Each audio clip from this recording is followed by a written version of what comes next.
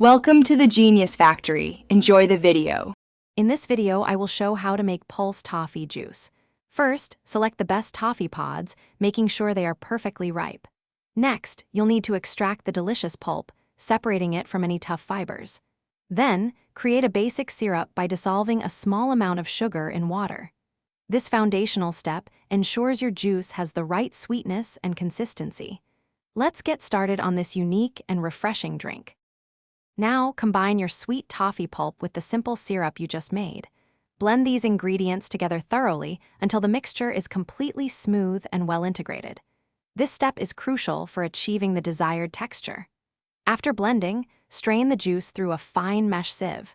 This removes any remaining solids, leaving you with a clear, delicious pulse toffee juice. It's almost ready to enjoy. Hey everyone, if you're finding this video helpful, please take a moment to subscribe and give it a like. On another note, if you're looking to sweeten your financial future, I highly recommend The Simple Path to Wealth. It's a fantastic book that can truly change how you think about money. Check the description for a link to the book and other great deals. Now, let's get back to the video. To enhance the flavor, add a squeeze of fresh lime or lemon juice. It really brightens the taste.